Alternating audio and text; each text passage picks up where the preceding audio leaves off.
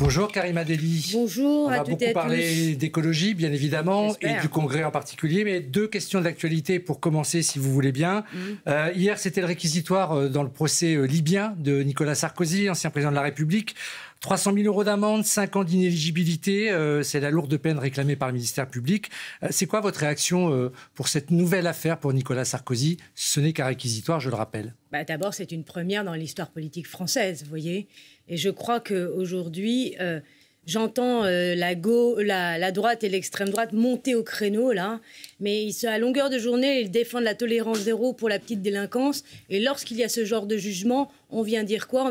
On vient critiquer la justice. Moi, je crois que pour la droite et l'extrême droite, c'est assez marrant parce qu'ils sont sévères avec les petits gens, mais ils sont cléments avec les puissants. C'est la raison pour laquelle nous allons voir ce qui va se passer. Mais si les peines encourues tombent, alors à ce moment-là, il faudra demander à cette République exemplaire de demander à M. Sarkozy de rendre sa Légion d'honneur. Alors là, ce n'est pas un réquisitoire, mais une condamnation pour Boualem Sansal, condamné donc à 5 ans. Le réquisitoire était de 10 ans. Son avocat appelle le président algérien à l'humanité concernant l'écrivain. Est-ce que vous diriez qu'il est pris en tenaille par les tensions qui n'ont jamais été aussi fortes entre la France et l'Algérie? D'abord, je voudrais rappeler une chose qui est un principe très clair chez les écologistes. Nous ne voulons pas d'écrivains en prison. Nous sommes attachés à la liberté d'expression, notamment, et aussi à la démocratie. C'est la raison pour laquelle je le dis de manière assez forte sur votre antenne ce matin, c'est que le cas de Boualem Sansal ne peut pas être instrumentalisé par les forces politiques. C'est la raison pour laquelle je pense que dans le conflit qui aujourd'hui est entre la France et l'Algérie, j'appelle à beaucoup de prudence, mais aussi de diplomatie. Nous ne sommes pas là pour faire du chantage, nous sommes là véritablement pour libérer notamment Boualem Sansal. Et quand on parle de Boualem Sansal, j'ai un petit clin d'œil parce qu'il ne faut pas les oublier aussi. Les otages en Iran, je parle bien sûr de Cécile Collère et de Jacques Paris, qui eux aussi, on se félicitait il y a quelques jours d'Olivier Grandeau. Et bien on a encore de l'espoir que, hop, ils reviennent à la maison. Alors on va parler des zones à faible émission qui ont subi un coup d'arrêt, puisque une commission, alors ce n'est pas le débat dans l'hémicycle, mais une commission spéciale a dit stop aux zones à faible émission. Alors je rappelle que ça permet d'éviter à des véhicules très polluants d'entrer dans certaines agglomérations. Ce coup d'arrêt, est-ce que ce n'est pas le début de la fin, je dirais, pour les zones à faible émission? Et j'imagine que ça ne nous plaît pas du tout que cette commission ait voté contre. Alors d'une part, ça ne me plaît pas du tout, et d'autre part, il ne faut pas mettre fin aux zones, notamment ce qu'on appelle les zones à faible émission. Pourquoi? Parce que ce sont des zones justement de santé publique. Aujourd'hui, la France a été condamnée 2 fois parce qu'elle ne respecte pas les seuils de pollution par la directive européenne. Ça nous coûte des millions. En 2021, 2022, 10 millions de... Des millions d'euros qui pourraient être mis sur une autre mobilité, notamment pour les citoyens français. Ça, c'est la première chose. La deuxième chose, c'est le chiffre. La pollution de l'air, c'est 40 000 morts chaque année en France. Alors, qu'est-ce qu'on fait? On ferme les yeux et on continue de vivre avec des pics de pollution. On dira notre vie, c'est d'amener les personnes âgées, les enfants, les femmes enceintes à la maison. C'est pas le monde qu'on veut. C'est la raison pour laquelle moi je défends les zones à faible émission, parce que derrière c'est des zones à fort empoisonnement. Vous voyez, ce sont des dioxydes forts, des dioxydes de carbone qu'on respire, ces particules fines, et on ne peut pas se permettre. Donc qu'est-ce qu'il faut faire aujourd'hui? Et là j'appelle Monsieur Bayrou ce matin sur votre antenne. Monsieur Bayrou a été le haut commissaire au plan, notamment, qui n'a pas réussi à mettre en place des outils pour cette transition juste. Donc, en tant que Premier ministre, je lui demande de ne pas détricoter la loi. Au contraire, le gouvernement doit se battre pour ces zones de faible émission et venir accompagner les plus pauvres. C'est incroyable parce que les alternatives, on les connaît. Il faut aider les plus pauvres à avoir des véhicules moins chers. Mais est-ce que ce n'est pas ça le problème? Est-ce que ce n'est pas, entre guillemets, antisocial? Est-ce que ça ne défavorise pas ceux qui ne peuvent pas, par exemple, changer de véhicule, si on reste bien évidemment sur la voiture? Mais est-ce que ce n'est pas le problème de ces ZFE? C'est que ça n'a pas été assez préparé? Est-ce qu'il n'y a pas eu un manque de pédagogie? C'est toujours les mêmes qui trinquent.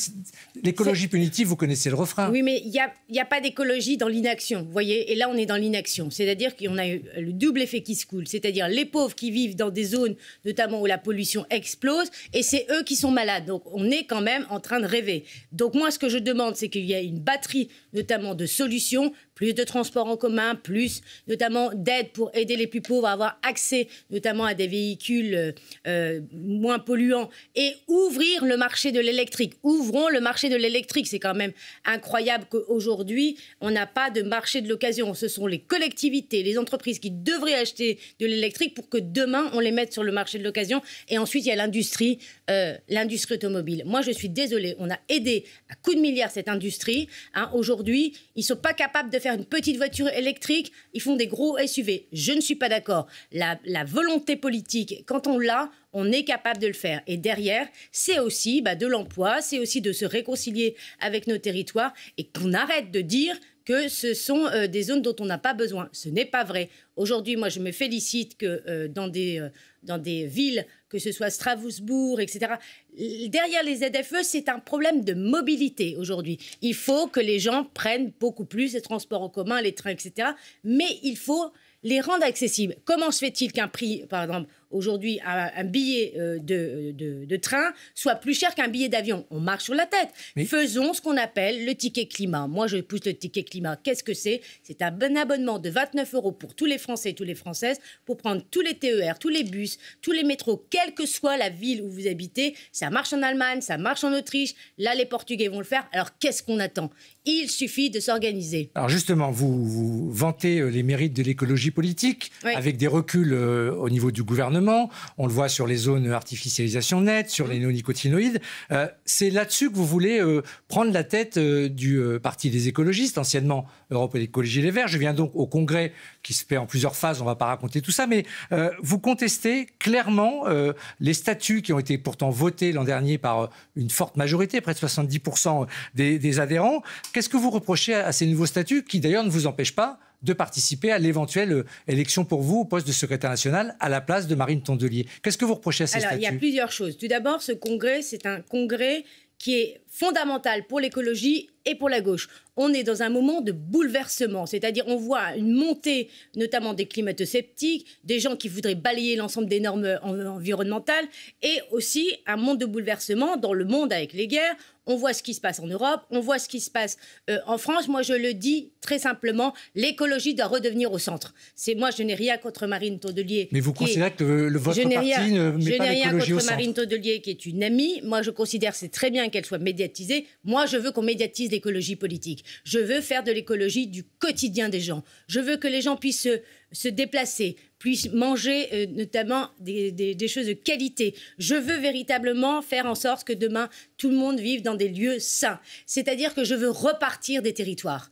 Il faut véritablement montrer à quel point, justement, l'écologie se fait au quotidien. C'est pour ça que moi, je porte l'écologie populaire. On est dans un moment où aujourd'hui, l'écologie n'est pas la punition. Ce n'est pas vrai, c'est la solution, mais nous avons perdu beaucoup trop de temps. C'est la raison pour laquelle, moi, je considère qu'il est temps de se mettre au travail. Et par exemple, pour 2027, nous devrions déjà, avec nos partenaires de l'Union de la gauche et des écologistes, commencer à travailler ce programme d'idées et pas faire cette guerre des égos qui n'intéresse personne. Alors, par honnêteté intellectuelle, la majorité sortante conteste que ces statuts verrouillent le parti, ça c'est dit. Il y a 3 candidats. Ça verrouille, mais c'est surtout que tous les 3 jours, vous voyez, on change les règles. Il y a quelque chose qui ne peut pas marcher. Mais en tout cas, ce qui est sûr, c'est que je serai sur la ligne de départ et j'irai me battre pour convaincre au maximum les militants et les militantes, mais aussi mes élus. Parce que les élus d'Europe Écologie Les Verts, ils ont du talent, ils font des choses extraordinaires sur les territoires. Moi, je suis très fière qu'on ait des maires,